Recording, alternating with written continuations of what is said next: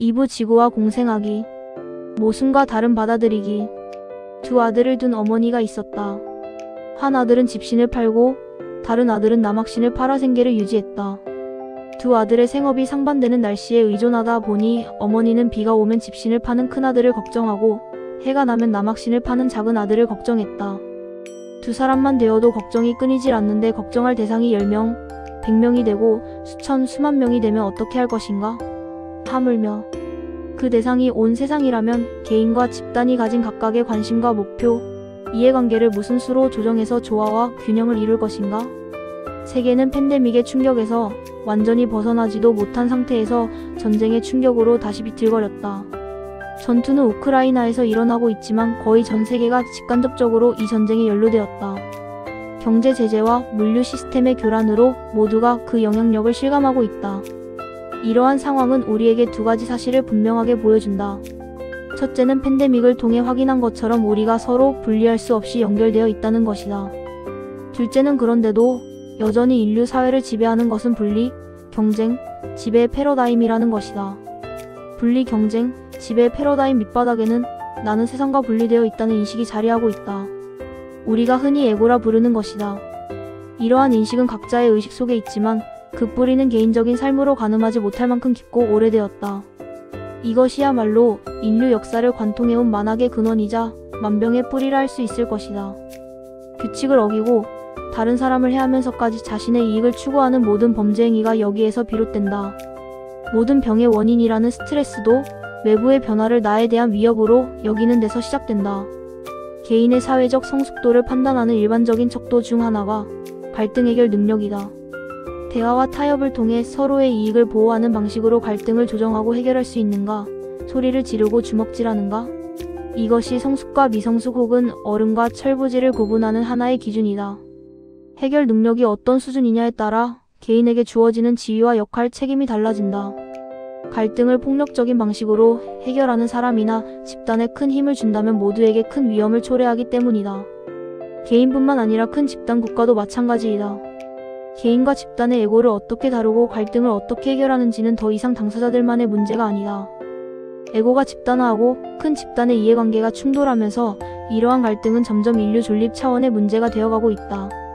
우리는 러시아의 우크라이나 침략, 열강의 패권 경쟁과 군비 경쟁, 핵 위협을 통해 이를 생생하게 경험하고 있다.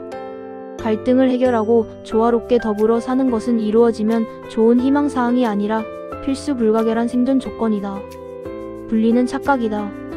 현재 우리가 겪고 있는 여러 위기 상황을 통해 우리가 어디에 살든 모두가 연결되어 있고 서로 영향을 주고받을 수밖에 없음을 목도하고 있다. 단지 우리가 경험하고 인지하는 차원에서만이 아니다. 이러한 연결은 훨씬 더 깊고 광범위하다. 이 세상에 분리되어 따로 존재하는 것은 단 하나도 없다. 나는 지금 의자에 앉아있고 의자는 방바닥을 딛고 있고 방바닥은 땅을 의지하고 있다. 지구는 해와 달, 태양계의 행성들이 만들어내는 중력권에서 안정적인 운동을 하고 있다. 이러한 엮임은 무한히 이어진다. 우리 몸 내부를 들여다봐도 확인할 수 있다. 몸은 기관과 조직으로, 조직은 세포로, 세포는 핵을 비롯한 더 작은 세포 내 기관들로 이루어져 있다. 더 쪽에서 단백질로, 분자로, 원자로, 마지막에는 전자와 밀입자에 이르기까지 그 어느 것도 따로 분리되어 존재하지 않는다. 어떤 세포가 주위의 다른 세포들과 소통을 단절하고 독립적으로 생장 번식하려 한다면 그것은 바로 암세포이다. 이러한 엮임을 외부로 계속 확장했을 때 우리가 만나게 되는 것은 광대한 허공이다. 우주에 존재하는 수많은 은하와 별은 밤하늘을 가득 채운 듯 보인다.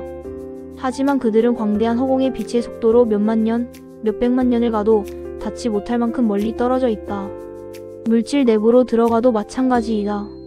물질의 기본 단위를 찾아 들어가면 단단해 보이던 덩어리는 사라지고 진동하는 에너지의 파동만 남는다. 파동은 모든 물질의 기본 상태이다. 더 정확히 말하면 물질은 파동이 사방으로 무한히 퍼져 있는 에너지장으로 존재한다. 물질을 잘게 쪼개도 우리가 마주하는 것은 결국 광대한 허공이다. 허공에는 경계가 없다. 우리가 사물을 잘게 쪼개서 만나게 되는 허공이나 외부로 확장했을 때 만나게 되는 허공이나 같은 허공이다. 세상에서 가장 작은 것에서 가장 큰 것까지 어디를 봐도 나는 물론이거니와 그 어떤 것도 분리되어 존재하는 것은 없다. 만물은 파동 에너지로 가득 찬 허공 속에서 반딧불처럼 나타났다 사라진다. 이것이 현대과학이 보여주는 우주의 모습이다. 인류의 영적인 전통 속에서 깨달음을 통해 본 우주의 모습과 다르지 않다. 분리되어 독립적으로 존재하는 내가 없다는 것은 영적인 각성이기 이전의 과학적 사실이다. 이를 부정하는 믿음이나 생각은 마치 지구가 우주의 중심이고 태양이 지구를 중심으로 돈다는 주장만큼이나 비과학적이다. 나라는 생각. 모든 것이 허공으로 이어져 있고 분리되어 따로 존재하는 것은 없는데 우리는 어떻게 나를 견고한 실체로 인식할까? 대개 감각이 자극받아 그 자극을 준 대상의 마음이 이끌려 좋다, 싫다 같은 반응을 한다. 이때 잠자고 있던 나라는 의식이 표면으로 떠오른다. 영적인 전통에서 흔히 감각의 자극을 그것에 의해 마음이 대상에 이끌리는 것을 착이라 표현한다. 촉이 착을 만드는 과정이 찰나에 일어나기 때문에 사람들은 그 순간을 인지하지 못한다. 나라는 의식이 표면으로 올라오면 마치 항상 그곳에 있었던 것처럼 자신이 모든 것을 통제하고 있었고 항상 그래야 하는 것처럼 생각하고 행동한다. 그 순간 의식은 분리, 경쟁, 지배라는 틀 속에 갇히고 모든 것을 그 틀 속에서 인식한다. 하루 중 우리가 기억하는 시간은 주로 내가 나로서 뭔가를 했던 시간이다. 물건을 사고 누군가를 만나고 전화하거나 문자 메시지를 보내는 모든 행위가 그렇다. 기억에 남는 시간이 모두 그러한 행동과 관련되다 보니 마치 하루 종일 나로서 산 것 같다. 하지만 실제로는 삶의 많은 시간을 나라는 생각 없이 살아간다. 내 안에서 일어나는 활동들은 대부분 나라는 생각 의식 없이 일어난다. 숨을 쉴 때 나라는 의식 없이 몸이 알아서 숨을 쉰다. 먹을 때나 길을 걸을 때도 마찬가지이다. 잠을 잘 때도 꿈을 꾸는 잠깐을 제외하면 나라는 의식 없이 그저 잠을 잘 뿐이다. 우리가 일상에서 행하는 많은 기능이 나라는 의식 없이 진행되고 오히려 나라는 의식이 없어야 더 부드럽게 돌아간다. 팀 스포츠 경기에서 훌륭한 플레이가 펼쳐질 때는 선수 개개인의 나는 없어지고 모두가 공동의 목표를 향해 하나가 되어 움직인다. 공동의 목표를 위해 한마음으로 일을 할 때도 우리 뇌는 최고의 성과를 낸다. 나라는 의식이 없어질 때 뇌의 잠재력이 발현되는 것을 가로막는 한계가 사라진다. 분리가 착각이라는 것을 인정하고 모두가 하나라는 것을 받아들인다고 해서 세상을 살리기 위해 목숨을 거는 성자가 되어야 하는 것은 아니다. 물론 분리된 나라는 개념이 기능적으로 매우 유용하기도 하다. 배가 고플 때 남의 입에 음식을 넣지 않고 다리가 가려울 때 옆 사람의 다리를 긁지 않는 것은 분리된 나라는 인식이 있기 때문이다. 중요한 것은 분리되어 존재하는 내가 실체가 아닌 하나의 생각이고 관념이며 습관이라는 사실을 아는 것이다. 삶의 어느 시점에서 관습과 문화를 통해 학습한 것이다. 세상을 살아가기 위해 암묵적으로 받아들인 편의적인 기능 같은 것이다. 이 사실을 인정하고 기억한다면 중요한 선택과 판단을 내릴 때 자신과 세상을 위해 보다 현명하고 유익한 선택을 할 수 있을 것이다. 모순의 공존. 삶을 경쟁으로, 세상을 갈등과 대립의 장으로 보는 시각의 바탕에는 분리라는 착각과 함께 모순의 공존을 수용하지 못하는 인식의 한계가 있다. 이는 개인적인 투자에서부터 국제무역에 이르기까지 경제활동의 대부분을 지배하는 파괴적인 무한 경쟁과 제로섬의 바탕이다. 모순의 공존이 관념적이고 추상적인 개념인 것만은 아니다. 2019년 가을, 구글은 컴퓨터 역사상 처음으로 양자 컴퓨터가 전통적인 컴퓨터보다 더 뛰어난 성능을 발휘한다는 사실을 보여주었다. 단지 52개의 큐비트 양자 정보의 기본 단위를 사용한 양자 컴퓨터로 전통적인 슈퍼컴퓨터라면 1만 년이 걸리는 계산을 단 200초 만에 해결했다. 1만 년과 3분이라는 어마어마한 차이를 가져온 것은 큐비트와 비트의 근본적인 차이 때문이다. 전통적인 컴퓨터에서 사용하는 비트는 0 또는 1의 상태로만 존재한다. 반면 양자 컴퓨터에서 사용하는 큐비트는 양자역학의 중첩 슈퍼포지션 동시에 여러 곳에 존재할 수 있고 입자이면서 동시에 파동으로 존재할 수 있는 사물의 근본 상태를 활용해서 0 또는 1뿐 아니라 0이면서 동시에 1로도 존재할 수 있다. 이 간단해 보이는 차이가 전통적인 컴퓨터와 양자 컴퓨터의 엄청난 차이를 만들어낸다. 양자 컴퓨터에서 0과 1의 차이는 1에서 0을 빼면 1 같은 산술적인 계산이 아니다. 이때 0과 1의 차이는 비존재와 존재의 차이로 가장 근원적인 모순이다. 더 중요한 것은 양자 컴퓨터에 활용된 중첩은 양자 컴퓨터 시스템 속에만 존재하는 특수한 상태가 아니라 모든 사물의 보편적인 특성이라는 사실이다. 모든 사물은 입자이면서 동시에 파동이 될 수 있다. 달리 말하면 전 우주가 모순의 공존을 기본으로 해서 존재한다. 우리가 양자 컴퓨터에 성공해서 얻을 수 있는 중요한 통찰은 모순의 공존을 수용할 수 있는지가 사물을 이해하고 문제를 해결하는 데 엄청난 차이를 만들어낸다는 것이다. 사실 모든 생명의 조건 자체가 모순이다. 살아가는 것이 곧 죽어가는 것이고 죽어가는 것이 곧 살아가는 것이니 말이다. 오늘 하루를 살았다는 것은 오늘 하루만큼 죽었다는 것이다. 그렇지만 우리는 삶과 죽음이라는 극단적 모순을 포용하며 잘 살아가고 있다. 모순을 화해할 수 없다고 보는 것은 모순 자체의 한계가 아니라 우리 인식의 한계이다. 이를 알고 공존의 방식을 찾아내는 것이 지혜이다. 1과 0은 존재의 양극단이다. 이 우주의 0과 1보다 더 대립하는 모순이 존재할까? 유와 무, 존재와 비존재가 공존하는 것이 이 우주가 존재하는 방식이라면 이 세상에 화해시키지 못할 모순이 있겠는가? 홍익에서 공생의 길을 찾다. 대립과 분리를 극복하고 공생을 실현할 지혜를 찾기 위해 인류의 많은 영적인 가르침을 찾아보았다. 그 가운데 나에게 가장 큰 울림을 준 것은 우리나라의 홍익 정신이다. 세계를 하나의 거대한 생명 그물로 보고 전체를 이롭게 하는 것이 자신을 이롭게 한다는 정신을 근간으로 우리나라가 세워졌다는 사실에 큰 감동과 자부심을 느꼈다. 자비인 사랑은 인류의 위대한 스승들이 전해준 귀한 가르침들이다. 모두 훌륭한 덕목이지만 이들은 타인을 향한 마음가짐과 태도로서 수행과 실천을 통해 자각하고 키우는 개인적인 덕목들이다. 홍익은 자비인 사랑이 추구하는 인성을 전제로 하지만 거기서 그치지 않는다. 홍익은 사회적 실천과 그 결과를 강조한다. 실천을 통해 다른 사람들에게 도움을 주고 선한 영향을 미침으로써 세상을 바꾸라는 가르침이다. 홍익에는 인간과 세상에 대한 사랑만이 아니라 더 큰 세상을 향해 나아가는 웅지와 자신감 높은 기상이 들어있다. 자기 뜻과 능력을 키워서 만물을 포용하고 세상을 널리 유익하게 하겠다는 의지가 담겨있다. 홍익 정신이 단순히 영적인 가르침에 머물지 않고 수천 년에 걸쳐 국민교육과 국가의 통치 이념 역할을 할 수 있었던 이유이다. 나는 오래전에 우리 민족 정신의 정수인 홍익을 나의 신념과 철학, 비전의 중심으로 삼기로 마음먹었다. 홍익이 단지 국사 교과서에서만 볼 수 있는 죽은 단어가 아니라 지금 세상에 가장 필요한 정신이고 현재 인류 사회가 직면한 도전을 해결할 열쇠라고 생각했기 때문이다. 그동안 많은 이들과 함께 진행해온 지구시민운동의 철학적 뿌리 또한 홍익 정신이다.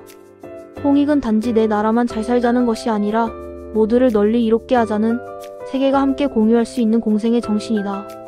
나는 한국의 홍익 정신을 널리 알리고 연구하기 위해 천안의 국학원을 세웠다. 그곳에는 강건하면서도 인자한 눈빛을 가진 대형 당군상이 손에 지구를 들고 있다. 5000년 전에는 사람들끼리만 서로 잘 지내도 세상이 충분히 평화로웠을 것이다.